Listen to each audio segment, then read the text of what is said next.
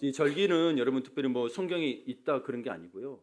하나님께서도 이스라엘 민족을 출애굽하시고 나서도 절기를 만드셨죠. 이 절기를 기억하라는 것처럼 우리는 이 시대 예수님의 탄생, 성육신의 사건이 우리에게 굉장히 중요한 사건입니다.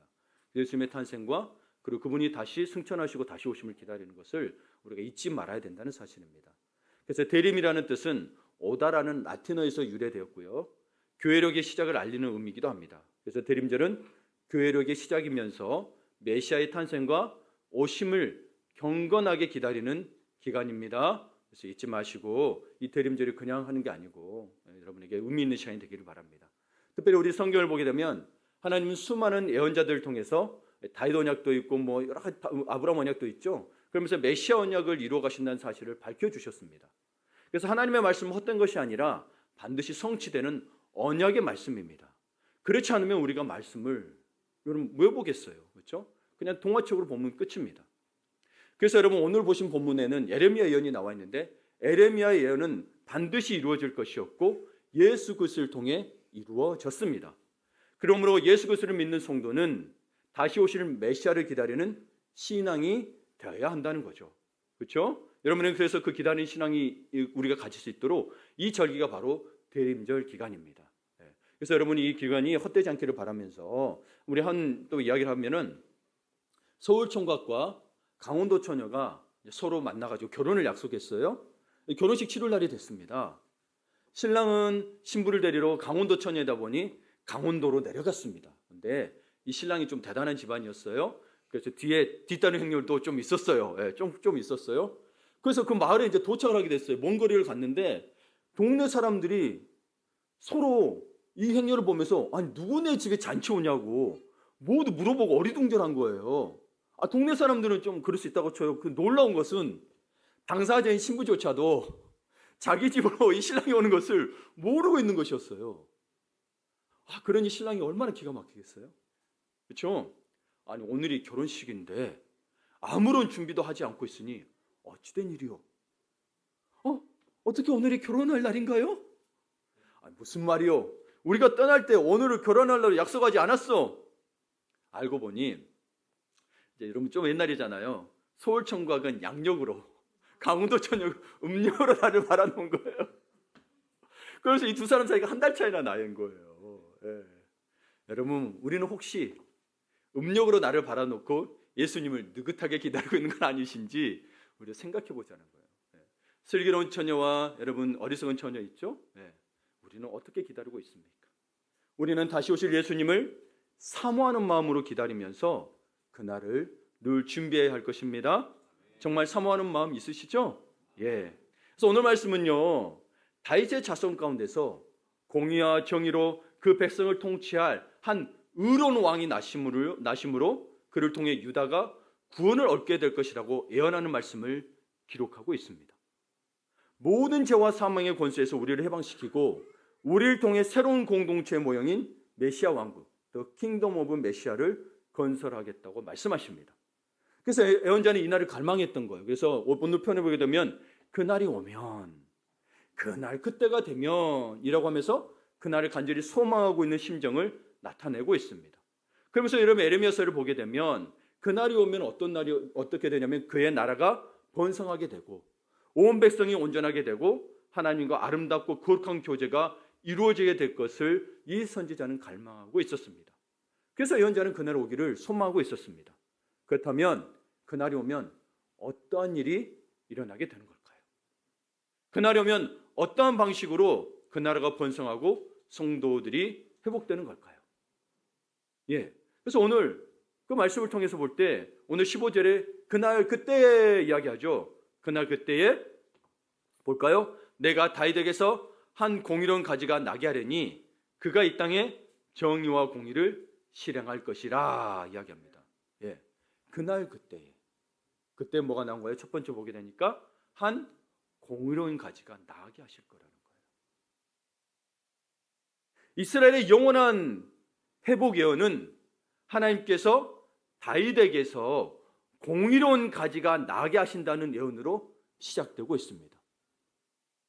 여러분 다윗에게서 바로 난다는 건 아닌 걸 여러분 아시죠? 다윗의 계보를 통해 성취되는 메시아를 이야기하고 있고 바로 예수 그리스도를 이야기하고 있습니다. 그러면 이 예레미야 예언은 언제 일어났냐? 기원전 600에서 700년 전에 예언이 선포된 겁니다. 그럼 그 후에 600년 뒤에 선포되었음을 마태는 어떻게 표현하고 있어요? 마태복음 1장 1절에 아브라함과 다윗의 자손 예수 그리스도의 계보라. 그렇죠? 다윗의 자손으로 오셨다는 거예요. 바울은 로마서 1장 3절에서 어떻게 표현하냐면 육신으로는 다윗의 혈통에서 나셨고라고 고백하고 있습니다. 그래서 여러분 중요합니다. 여러분 구약이 우리에게 중요한 것은 구약이 있기 때문에 신약이 있는 겁니다. 만약 구약이 없다면 신약의 말을 어떻게 이루어졌다고 볼 거예요, 여러분? 예언이라고 말씀이 성취됐다는데 무슨 예언이 성취된 거 어떻게 알아요? 그렇기 때문에 여러분 이 오늘의 말씀, 특별히 구약을 통해서 예언의 말씀들을 볼 때 신약에서 이루어졌는 거 아니라는 걸 보는 게 굉장히 중요합니다. 그러면 뭐예요? 구약의 말씀을 믿어야 신약에서 이루어지겠죠. 안 믿으면 뭐예요? 아직도 이스라엘 민족처럼 메시아를 기다리고 있겠죠. 네, 그렇게 되는 겁니다. 그래서 이 예언은 이루어졌습니다. 그리고 그분은 공의와 정의를 실행하셨습니다. 우리가 원하는 바는 아니었지만, 우리가 원하는 방식은 아니었지만 하나님의 가장 선한 방법으로 공의와 정의를 실행하셨습니다. 그래서 오늘 우리가 읽은 15절을 보게 되면 공의로운이라는 단어가 나오는데요. 이 공의는 하나님의 대표적인 속성입니다. 사랑만 이야기해서는 안 됩니다. 하나님은 공의가 없으면 하나님은 우리에게 법을 주실 수 없는 분입니다. 공의가 있고 정의가 있기 때문에 우리에게 법을 줄 수 있는데요. 이 공의로운 가지 곧 그 왕은 하나님의 정의와 공의를 실행할 왕이라고 말씀하십니다. 유일한 왕이죠. 정의와 공의를 실행할 수 있는 왕이 있다면 우리 그 나라 가서 살고 싶죠. 그분이 이분이라는 거예요. 그래서 여러분 특별히 이 공의와 정의 우리말로 들어보면 둘 다 오를 의가 들어가 있어서 사실 구분하기가 쉽지 않습니다. 다 옳다라는 말이에요. 사실 다 옳다는 말이에요. 그러나 히브리어로는 뭐라고 되어 있냐면 정의는 미시파트, 공의는 체다카라는 표현으로 되어 있는데요. 사실 이 정의와 공의가 메시아가 다스리는 통치 방식인 거예요. 만약 여러분 누군가가 정의와 공의를 행하지 않는다면 교회도 정의가 공의가 없다면 거기는 뭐예요? 메시아가 사실 없다는 겁니다. 네. 그럼 정의가 무엇이냐? 정의는 신학적 표현으로는 법도의 개념입니다. 그럼 법도는 뭐냐? 법을 지켜야 할 도리를 정의라고 이야기합니다. 법을 지켜야 할 도리가 도리고 이 지키는 거를 뭐예요? 정의라고 하고 있는 겁니다. 네. 그럼 여러분 법을 지켜야 되는 도리는 왜 있어야 돼요? 법을 나만을 위하여 있는 건가요? 아니면 공공의 것을 위하여 있는 건가요? 공공에 쓰는 거죠. 나만 위한 법이란 필요 없죠. 내가 법이니까. 근데 이 법이라는 건요 반드시 법을 지켜야 하는 도리는 나 때문에만 지키는 게 아닙니다. 사회나 공동체를 위해서 지키는 것이 법이기 때문입니다. 여러분 그래서 이 법을 지켜져야 정의가 실현되는 건데 특별히 이 정의는 왜 그래서 법을 지키는 도리라고 이야기하냐면 여러분 좀 생각하셔야 돼요. 정의는 히브리어 동사로 샤바트라고 하는 건데 이 뜻이 뭐냐? 정의라는 원래 동사의 의미가 뭐예요? 판결하다, 재판하다라는 의미가 있습니다. 여기에서 나온 이 단어가 정의인 거예요. 미시파트. 그래서 여기에서 또 나오는 명사가 하나 있는데요. 그게 뭐냐면 여러분 성경에 보면 사사입니다. 사사가 영어로 뭐로 돼 있어요? 영어로 뭐로? judges 돼 있죠. 판사들이라고 돼 있어요. 그래서 여러분 봐보세요. 그래서 정의를 지키고 수행하는 자가 판사들인 거예요. 그래서 우리나라도 보시면 알겠지만 판사가 판판을 땅땅땅 내리면 끝. 아무리 변호사, 검사가 막 이야기해도 결국 판사가 어느 쪽에 한 편을 들을 수 있고 판사가 판결을 내면 끝인 거예요. 두 사람 거 안 들어도 돼요. 판사 판결이 그래서 중요해요. 네. 그래서 내가 I sentence를 선포한다고 표현하죠. 문장으로 선포한다고 해서 딱 판결문을 만듭니다. 재판문인 거예요, 그게. 그러면 여기에서 여러분 보세요. 그러면 이 정의라는 것은 판결을 위한 기준이라는 의미를 담고 있는 거예요. 판결을 위한 기준이 있지 않으면 어떻게 되겠어요? 네가 맞고 내가 맞을 텐데 왜 이렇게 중요하냐면 여러분 이 세상에서는 나라마다 인간마다 이 정의를 다르게 봅니다. 그래서 여러분 하버드 대학 교수였던 마이클 샌들은 정의란 무엇인가의 책에서 뭐냐면 정의는 사람의 인구수만큼 있다고 이야기합니다. 다 기준이 달라요. 뭐 하나 여러분 행동을 해도 사람마다 기준이 다 다르다는 거예요. 그 기준이 자기들의 기준이고 자기들의 정의인 거예요. 네. 어떤 사람이 살인의 기준도 봐보세요. 우리는 마음의 편으로 살인인데 법으로는 진짜 죽여야 되는 거고 또 어떤 사람은 판사들 봐보세요.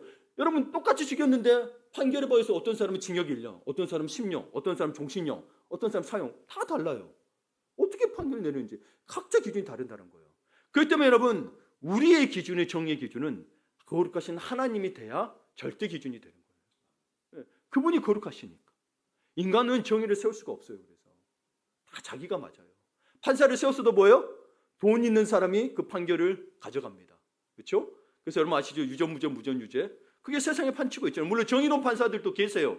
그러나 여러분 보게 되면 결국에는 돈 많이 써서 좋은 변호사 쓰고 막 그러면 훨씬 더 죄가 탕감이 더 그러는 거예요. 네. 그럼 그 다음에 공의. 공의는 여러분 성경에 보게 되면 의라고도 표현을 합니다. 이 의라고 할 때는 공의를 이야기하는 겁니다. 공의는 뭐냐? 율법과 일치된 상태를 말합니다. 즉 뭐냐? 율법을 지키는 상태인데 율법을 지켜서 어떤 상태냐? 서로가 바른 관계가 있던 상태를 공의라고 합니다. 네. 치우치지 않아요. 서로 법을 지키니 뭐예요? 서로 공평하죠. 그게 공짜를 쓰는 거예요. 네. 이게 공의예요. 그러니까 여러분 공의를 지켜야 서로 공평하게 지켜져야 정의가 실현되는 거예요. 그러려면 내가 정의다 그러면 공평은 없죠. 내가 정의인 거예요. 그거는 공의가 없어요. 그냥 옳다는 건 같아요. 여러분 다 옳은 의미가 있어요. 그래서 하나님에게는 이 공의와 정의가 둘 다 있습니다. 하나님이 공의롭지 않으면 안 되죠. 안 되죠. 근데 이분은 또 공의는 뭐예요? 사랑에서 나오기 때문에 그 공의를 실현하기 위해서 결국엔 자기를 희생하시죠. 사랑과 공의 때문에 사랑 때문에 희생도 하는 건 맞으나 공의 때문에 희생이라는 방법을 택하신 거예요. 네. 그러니 여러분 하나님의 다스리는 나라는 스스로 본인이 공의와 정의가 있으시기 때문에 안녕과 평안이 보장되는 다스림이 될 거라는 거예요. 그분이 주인이시니까.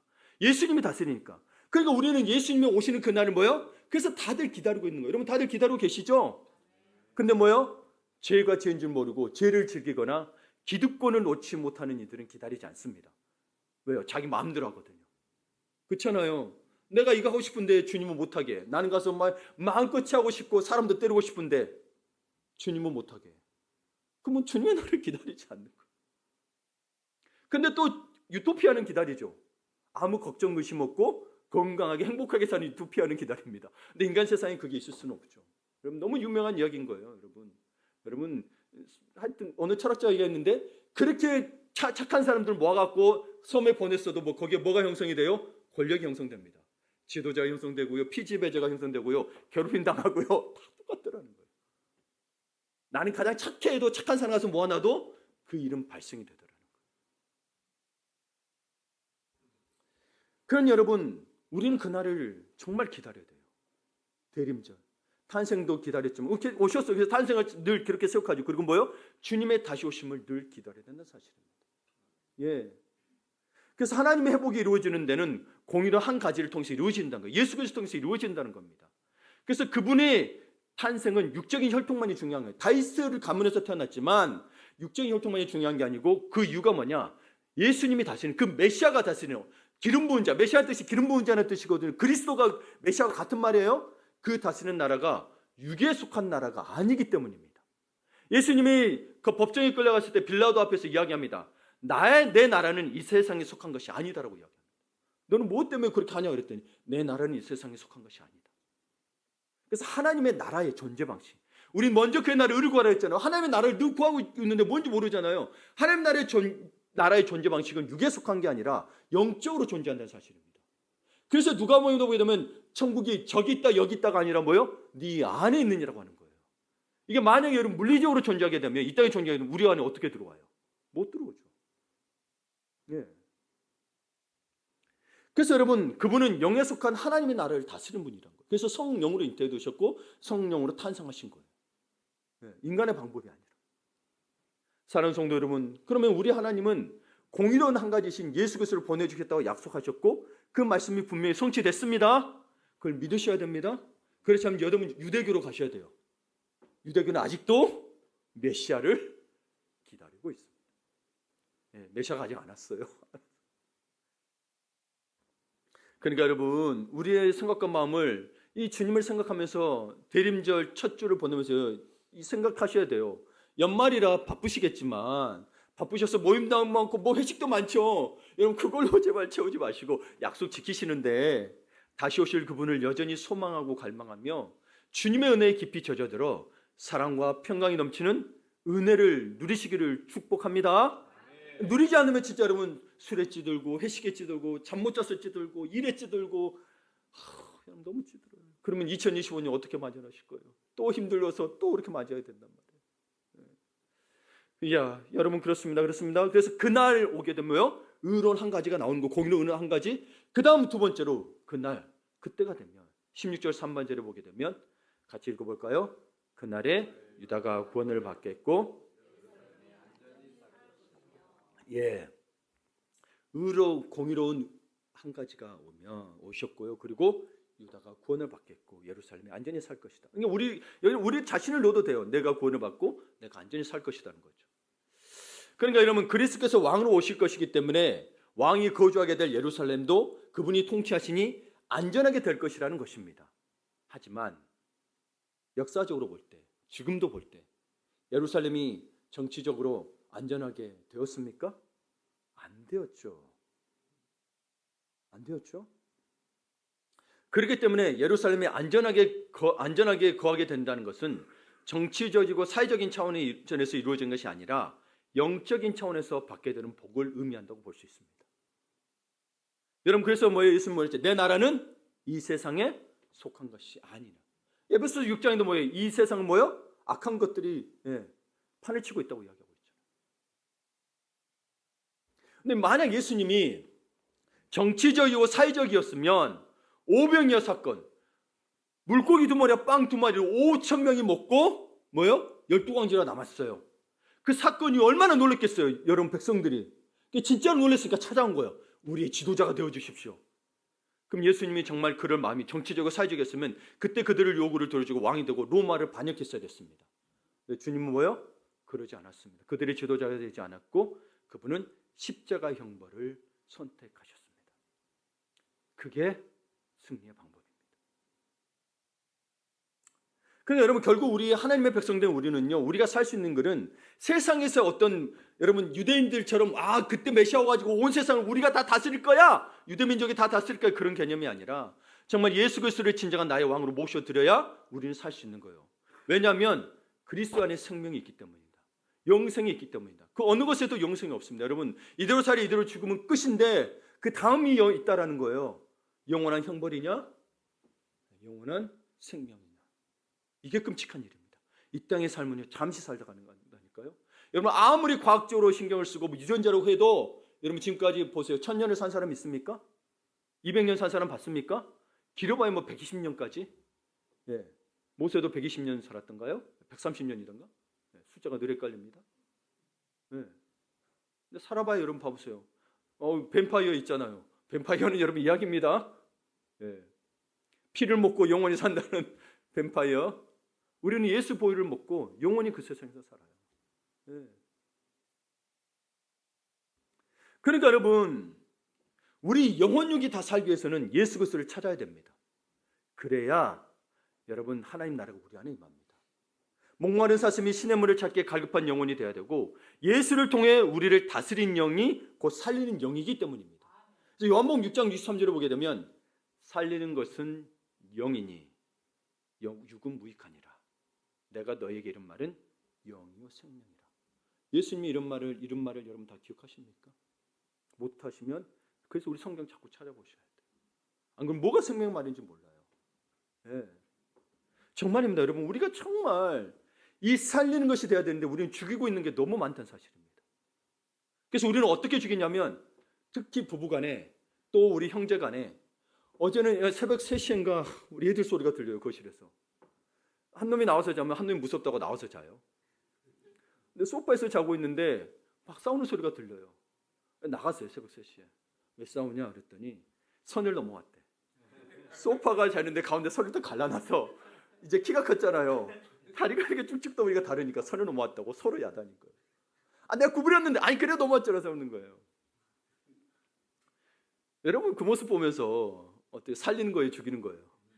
그러면 저는 우리나라를 예로 들었습니다. 야, 우리나라 38선이 있는데 그거 죽이는 것 같아, 살리는 것 같아? 죽이는 것 같대요. 또 싸우고 있다라고 이야기하는 거죠. 너희도 그렇게 살래? 아니라는 거예요. 이미 선을 정해놓는 순간 싸우는 거다. 이미 죽이는 거다. 근데 여러분, 부부간에도 그렇다는 거예요. 아내 역할, 남편 역할, 역할을 감당해야 되는데 내가 나눠버린 순간 서로 네 탓, 남 탓이 됩니다. 이혼 숙녀 캠프라고 잠깐씩 올라온 거 보거든요. 한 번도 자기 탓으로 한 사람 본 사람이 없습니다. 이혼장들이 나와서 그 사람들이 당신 이렇습니다 해도 안 듣습니다. 전문가가 나와서 이야기해도 절대 자기 탓 없습니다. 근데 거기 나왔죠. 이혼 숙녀 캠프니까 서로 것을 인정해야 해결될 거 아니에요. 근데 절대 인정 안 합니다. 여러분 봐보세요. 객관적으로 봐서 누가 봐도 다 잘못됐습니다. 그래서 누가 봐도 다 서로 잘못됐다고 해야 되는데 어쨌든 한 명이 잘못했다고 합니다. 근데 한 명은 절대 안 하죠. 예. 여러분 저도 부부 생활하면서 결혼 생활하면서 지금 제 아이가 이제 15 이번에 생일 15이니까 15년을 해왔어요. 예. 근데 이제서야 좀 알아가는 것 같아요. 예. 내가 죽는다는 의미를. 그 전에는 서로 탓합니다. 이 사람 잘못했어요. 이 사람 잘못하고 내 역할 잘했어. 여러분 그러면 다툼입니다. 죽이는 겁니다. 왜 제가 이 말을 하냐면 예수님은 오르신 분인데 절대적으로 오르신 분인데 십자가를 지셨어요. 형벌이잖아요. 죄의 대가로 받는 거잖아요. 그분이 선택한 방법이 가장 옳은 거죠. 만약 오르신 분이라면 진짜 오라서 했다면 우리처럼 십자가 지면 안 되죠. 내가 오라! 너희들 다 멸할 거야. 세상에 군림했어야죠. 절대적인 권력으로. 반지의 제왕처럼, 그렇죠? 그 반지 끼고 했어야죠. 그렇죠? 파괴할 게 아니라 그거 가지고 권력을 했어야 되죠. 여러분 그 반지의 제왕의 발전을 생각. 우리는 늘 사실 안 그런 것 같은데 우리는 우리의 절대 권력을 가지고 있습니다. 아내를, 남편을 자꾸 잡으려고 합니다. 여러분 죽이려고 하는 순간 하나님의 영이 없습니다. 옳고 그름은 우리가 행할 수, 우리는 공의와 정의가 없다니까요. 주님의 사랑으로 행해서 서로 죽지 아니하면 가정은 파괴됩니다. 겉으로는 행복한 것 같아도 여러분 연예인들 그렇죠. 겉으로는 행복 같았는데 어느새 깨져 있는 것들을 수도 없이 보게 됩니다. 예수님을 생각하십시오. 그래서 내가 죽는 걸 안 게 뭐냐면 저 사람이 부족해도 그냥 그도 부족한 거 받아들이는 거예요. 저 사람 의견을 받아들이는 거예요. 내가 들어주면 내가 하지 말라고 하더라고요. 그렇게 깨달은 거지 제가 말해서 안 깨달아지더라고요. 네, 진짜로. 어쨌든 깨닫죠. 하는 척인 줄 모르겠어요. 진짜 하는데 안 돼. 자기 노력으로 안 돼. 남편 말에 다 순종하고 싶고 아내 말에 순종해도 잘 안 되더라는 거예요. 안 돼요. 진짜 안 돼요. 여러분 결혼했을 때는 다 아실 거예요. 근데 내가 주고 받아들이니 그게 아직도 못마땅할지라도 그냥 내가 그거에 마음이 상하지 않아. 그냥 주님께 맡겨. 그는 하나님께서 깨닫게 해주시더라는 거예요. 그게 주님의 방법인데 우리가 바꾸려고 합니다. 절대 안 바뀌어요. 자녀도 그래요. 안 바뀌어요. 여러분 정말 기도하셔야 되고 하나님의 말씀을 자꾸 선포해 주셔야 됩니다. 그거에 위해서 내가 예수님처럼 먼저 죽어야 됩니다. 안 그러면 끝없는 전쟁입니다. 끝없는 전쟁입니다. 네. 그래서 갈수록 이혼율이 늘어가고 있죠. 예전에는 여러분 여러 가지 이유가 있었겠으나 그래도 살려고 해서 자녀 듣고 살려고 했는데 지금 성격 다 경제적인 탓으로 그냥 헤어집니다. 네. 참 가슴이 아픕니다. 물론 그렇게 헤어졌다 해서 또 여러분 다시 회복돼야 되겠죠. 근데 여러분 예초부터 안 그러면 좋겠냐는 거잖아요. 마음 너무 아픈 일이잖아요, 사실은. 어쩔 수 없이 헤어졌다고 이유는 다 있습니다만은 우선 아픔이 남아있는 거예요. 상처가 남아있고 특히 자녀들가 있으면 자녀들은 굉장히 상처가 된다. 여러분 그러니까 제발 우리 살리는 자들이 됩시다. 똑같이 예수님 말씀에 순종했는데요. 똑같이 하나님의 말씀을 들었는데요. 바리새인은 죽였고 예수님은 살렸다는 사실. 그래서 여러분 우리는 정말 그게 우리 힘으로 안 되니까 뭘 받아야 되냐면 결국은 성령을 받아야 됩니다. 그 실통에 역사하시는 성령을 받아서 하나님의 다스림을 받아야 돼요. 성령이 내 안에 오면 주님의 다스림을 받는 거예요. 그래서 고린도서 2장에 보게 되면 오직 하나님이 성령으로 이것을 우리에게 보이셨으니 성령은 모든 것, 곧 하나님의 깊은 것까지도 통달하시느니라. 사람의 일을 사람 속에 있는 영의 일은 누가 알려? 누가 알겠어요, 그렇죠? 아무리 내 부모, 자식과 형제가 아니라도 몰라줍니다. 이와 같이 하나님의 일도 하나님의 영에는 아무도 알지 못하느니라. 우리가 세상의 영을 받지 아니하고 세상의 영이 있어요. 이걸 받지 아니하고 오직 하나님으로부터 온 영을 받았으니 이는 우리로 하여금 하나님께서 우리에게 은혜로 주신 것들을 알게 하려 하십니다. 자, 하나님의 은혜로 주신 것들이 지금 몰라. 감사도 안 나와. 기쁨도 안 나와. 그럼 뭐예요? 하나님부터 온 영을 받지 못했으니까요. 이 구절대로 그대로입니다. 그래서 복음은 비밀이라고 하는 거예요. 성령을 받아야 이 은혜들이 깨달아져. 안 그러면 세상 일 때문에 너무 고달파. 봐보세요. 세상 사는 일이 쉽던가요? 네. 아니 돈 많고 차 잘 돼도 뭐예요? 외롭고 힘들더라는 거예요. 예. 주모씨 TV에 나온 거 보니까 자기 재산 타고 그렇게 살았는데 뭐 외롭고 힘들더라는 거예요. 최근에 30, 40대의 그 결혼정보회사에 비혼주의자에서 원래 결혼 안 하고 살라 그랬어요. 근데 결혼하고 싶다는 이 가입자가 늘어났다는 거예요. 왜요? 이제 여자들이 경쟁이 생기니까 20대 때는 자기 친구들하고 마음껏 놀았어. 어디 가고 싶으면 가고 하니까 심심할 데가 없대요. 근데 하나 둘씩 결혼하고 자기와 전화통화 밤새던 친구들이 뭐요? 다른 데로 떠나가고 얘기 이야기 남편이 하다 보니까 자기가 가질 건 다 가지고. 근데 결혼해서 더 못 살 줄 알았더니 자기 집도 가져. 자기는 여전히 12평, 11평에서 살고 있어요. 이게 정보회사의 그 대표가 이야기한 이야기예요. 그러다 보니 뭔가요? 공허함을 느끼고 외로움을 느끼더래요. 그러면서 결혼 정보하고 싶은 이들이 많아졌대요. 좋은 현상이죠. 여러분 봐보세요. 그러니까 우리도 은혜로 주신 것들을 알게 하려면 하나님부터 온 영을 받아야 아는 건데 이걸 못 받으면 뭐예요? 늘 내 세상 일을 고달프고 외롭고 힘들고 슬프고 아프고 하여튼 이 세상의 짐은 다 짊어졌어. 여러분 어떻게 살고 싶으세요? 성령을 진짜 받아야 된다니까요. 진짜 성령을 받아야 돼. 와서 뭐 앉아 있는 게 아니라 진짜 성령 받기를 늘 찾으셔야 돼요.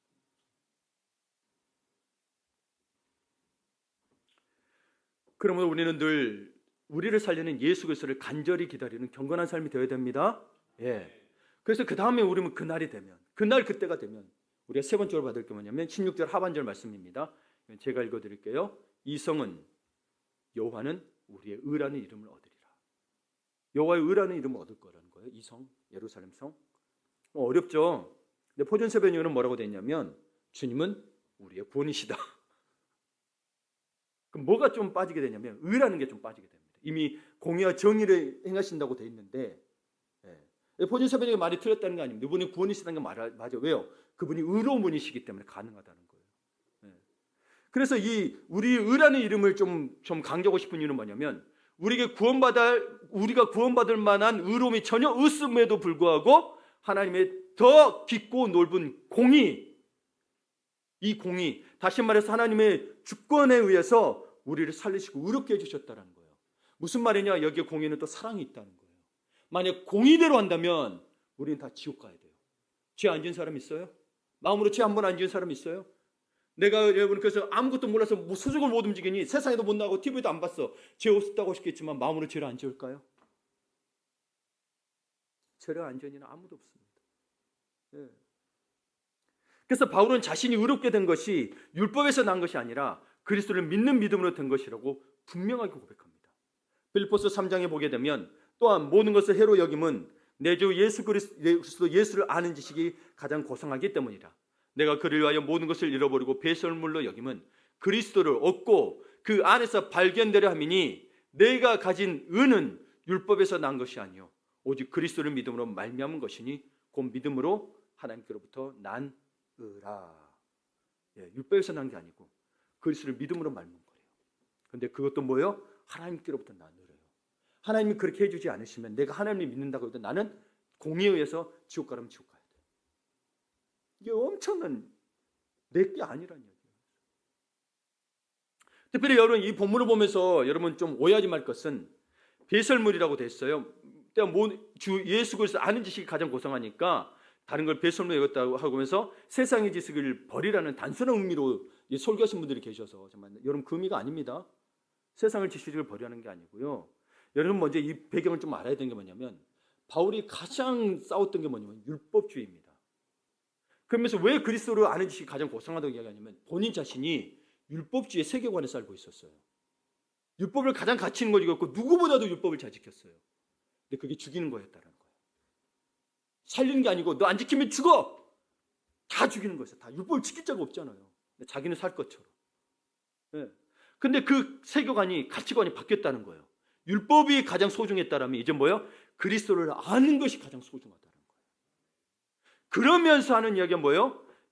예수 그리스도의 그 십자가의 공로 안에 뿌리를 두지 않은 종교적 행위, 실천, 세상의 것들을 버리라는 거예요. 그러지 않은 것들을, 그런 것들을, 그 가치관을 버리라는 거예요. 예수 그리스도가 없는 가치관을 버리라는 거예요. 그럼 예를 들어 봅시다. 그럼 왜 그렇게 되느냐? 그럼 봅시다. 만약에 세상 것을 다 버렸다면 봅시다. 바울이 로마 시민권을 버렸습니까? 아니죠. 바울이 가진 지식을 버렸습니까? 아닙니다. 로마 시민권은 복음의 통로를 하기 위해서 나중에 로마 황제 앞에 가서 하는데 사용이 됩니다. 그리고 지식은 헬라인들을 전도하는 데 도움이 됐습니다. 복음의 도구로 썼다는 거예요. 그럼 이 말은 뭐예요? 그리스도 예수의 십자가 공로 안에서 사용한 거잖아요. 그렇죠? 예, 그 이야기라는 거예요. 근데 여기만 딱 빼면은 세상 지식 다 뱃속을 여겨. 옛날에 설교가들 그랬어요. 여기만 딱 뽑아가지고. 근데 빌립보서 전체를 보면 안 그래요. 그리고 바울 서신 전체로 보면. 예. 그래서 오해하지 마세요. 그러니까 공부 안 해도 돼가 아니라 주님 알기에 더 힘써야 되는 거예요. 성령으로 더 깨닫게 해달라고 해야 되는 거예요. 예. 자, 그러면 여러분 우리 계속 하나님의 의에 대해서 이야기했고 정말 그분의 구원에 대해서 이야기하고 있습니다. 그분이 구원이 되시면 그분의 통치에 대해서 이야기하고 있잖아요. 먼저 그날 의를 구하라고 했지만 늘 하나님의 나라가 무엇일까? 하나님의 나라는 건 우리를 다스린다는 의미인 거거든요. 그러면 그분의 다스림이 이루어지면 나타나는 현상이 무엇일까요? 여러분 이것에 대해서 생각해보는 경험해 본 적 있으세요?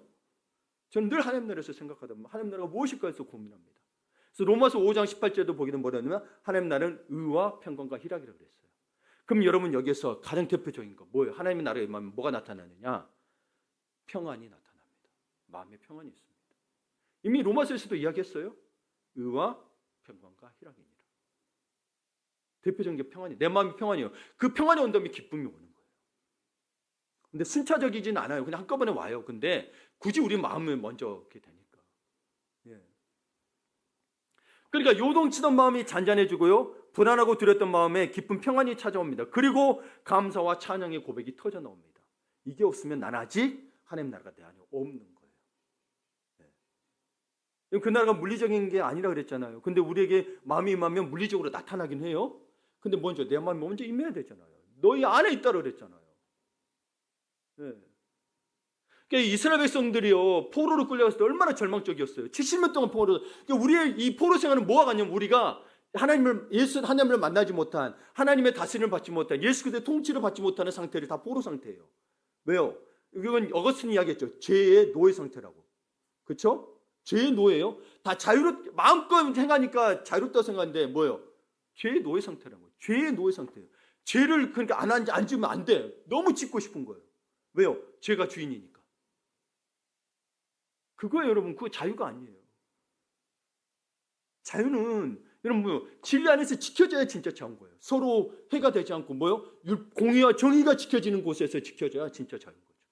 안 그러면 내 자유가 다른 사람을 무너뜨리는 게 되는 거죠. 그렇죠? 힘들게 하고 고통스럽게 하는 게 된다는 거예요. 내 하고 싶은 대로 한 걸 자유라 그러면 그런 말미암아 피해를 받고 그걸로 아파하는 때로는 왕따 당하고 폭행을 당하는 합법을 당하는 아이들은 어떻게 된다는 말입니까? 진짜 말도 안 되는 이야기를 하고 있는 거예요. 그래서 그들은 정말 포로 생활에서 돌아왔을 때 마치 꿈꾸는 것 같다고 감사와 찬양이 찼었다고 고백합니다. 그럼 내가 감사와 찬양이 없다는 건 뭐예요? 난 아직도 포로 생활을 하고 있다는 거예요. 뭐의 포로 생활이에요? 죄의 포로 생활을 하고 있다는 거예요. 시편 126편에 보게 되면 여호와께서 시온의 포로를 돌려보내실 때 우리는 꿈꾼 것 같았도다. 그때 우리 입에는 웃음이 가득하고 우리 혀에는 찬양이 찼었도다. 그때 문나라 가운데서 말하기를 여호와께서 그들을 위하여 큰 일을 행하셨다 하였도다. 여호와께서 우리를 위하여 큰 일을 행하셨으니 우리는 기쁘도다. 여호와여 우리의 포로를 남방 시내들 같이 돌려보내소서. 눈물을 흘리며 씨를 뿌리는 자는 기쁨으로 거두리로다. 울며 씨를 뿌리러 나가는 자는 반드시 기쁨으로 그 곡식단을 가지고 돌아오리라. 아멘. 이게 우리 하나님이 다스리는 통치 방식인데요. 돌아오라는 거죠. 근데 그때 돌아오기 위해서 뭐 했다는 거예요? 눈물로 씨를 뿌렸다는 거예요. 그것이 정말 나라와 민족이 이런 슬픔과 고통이 얼마나 컸겠습니까? 이방 국가에서 아수르는 북에서는 아수르 망하고 그 다음에 남쪽은 바벨론 망하고 또 페르시아 생기고 또 로마 제국 생기고 보통 일이 아닌 거죠. 그 다음에 로마조 생겼잖아요. 그러면서 여러분 뭐라는 거예요? 정말 하나님 회복시켜 주십시오. 어떻게 회복해야 되겠습니까? 고백하고 있는 거예요. 나는 정말 주님이 이제 부르셔서 다시 돌아왔다는 거예요. 고토 자기들이 예루살렘 땅으로 다시 돌아왔다는 거예요. 하나님의 통치를 받게 됐다는 의미인 거예요. 그러니 기쁘다는 거예요. 마치 꿈꾸는 것 같다는 거예요. 이 날을 얼마나 기다렸냐는 거예요. 근데 우리는 지금 이 시대를 살고 있는 우리는 나라를 뺏기지는 않았으나 우리의 영혼을 뺏기고 세상의 지배를 바꾼 줄 모르고 주님의 만남을 꿈꾸지 않는다라는 거예요. 주님이 다시 안 왔으면 좋겠다는 거예요. 이제 먹고 살만하니까. 어찌 그게 믿는 자들에 비해서 나올 소리냐는 거예요. 우리 이 땅에 먹고 살기 위해서 존재하는 존재가 아니잖아요. 먹기 살기 위해서 존재하는 존재가 아닌데. 말씀을 마무리 짓습니다. 사랑하는 성도 여러분, 오늘은 교회력의 시작이자 주님의 다시 오심을 경건하게 기다리는 대림절 첫 번째 주일입니다. 주님이 다스릴 그 나라가 되면은요, 한 공의로운 가지가 나게 하셔서 정의와 공의로 다스리게 될 것이라고 말씀합니다. 또한 그날에 우리 모두가 구원을 받고 안전하게 채워질 것이라고 예언합니다. 그러니 여러분, 안전해질 그 나라, 우리는 기다려야 되지 않겠습니까? 한번 생각해 보세요. 여러분, 지금 세상이 정의롭고 공의로운가요? 아니, 곳곳에 전쟁이 일어나거나 전쟁이 일어날 위험을 안고 있는 이 세상이 안전한가요? 네. 여러분, 다 그 뭘 크게도 안 봐도 우리 언제 어디서 내 직장을 잃어버릴까, 내 일자리 잃어버릴까 전쟁하고 있는 게 안전한 나라인가요? 안전한 세상인가요? 그럼 여러분 생각해 보세요. 이 시대, 근데 내가 메시아다, 내가 하나님을 보내심 받은 선지자다, 내가 하나님이다, 내가 예수다, 내가 하나님 어머니다, 내가 성령님이다. 이건 거기에 넘어갈 이유가 없는 거예요. 정말 주님이 다스리는 영원할 그날, 주님을 기다리면, 진짜 주님을 기다리면, 여러분, 주님이 오실 날을 기다리는 개념보다도요, 주님을 기다리는 거잖아요. 그날이 언제인지 모릅니다. 하나님 아버지만 하시고 예수님도 몰라요. 그렇기 때문에 사실 우리도 몰라요. 그럼 뭐예요? 우리는 주님을 기다리는 거예요, 사실은. 근데 그날이 언제입니다 하는 이들이 거기에 미혹되지 마시라고. 네. 한번 보세요. 여러분, 그날이 오면 어떤 일이 발생이 되냐면, 이사야서 35장을 보면 그때 맹인의 눈이 밝을 것이며 못 듣는 사람의 귀가 열릴 것이며 그때 저는 자는 사슴같이 뛸 것이며 말 못하는 자의 혀는 노래하느니 이는 광야에서 물이 솟겠고 사막에서 시내가 흐를 것임이라고 노래하고 있습니다. 그러니까 여러분, 지금 일시적으로 막 그렇게 이단들 와가지고 다 이렇게 한 명씩 두 명씩 밝아질 것이야. 여러분, 아니라니까요. 어떤 맹인이라고 지칭한 게 아니라 모든 맹인인 거예요. 왜요? 그분은 하나님이시니까. 그날은 여러분, 예수님이 재림하는 그날은 세상이 종말의 날이에요. 근데 종말이 왔는데 한 명씩 두 명씩 오늘 한 명 되고 내일 돼요? 이단 들어와가지고 오늘 이 사람 됐으니 아니 또 안 난 사람이면 차츰 될 거야. 이게 말이 되냐고요. 근데 거기 자꾸 넘어가요. 욕심에 끌려 미혹된다고요. 또한 이사야 11장에 보게 되면 천국에 대해서 이렇게 표현합니다. 그날에 대해서 그때 이리가 어린 양과 함께 살며 포범이 어린 염소와 함께 누우며 송아지와 어린 사자와 살진 짐승이 함께 있어 어린아이에게 끌리며 암소와 곰이 함께 먹으며 그것들의 새끼가 함께 엎드리며 사자가 소처럼 풀을 먹을 것이며.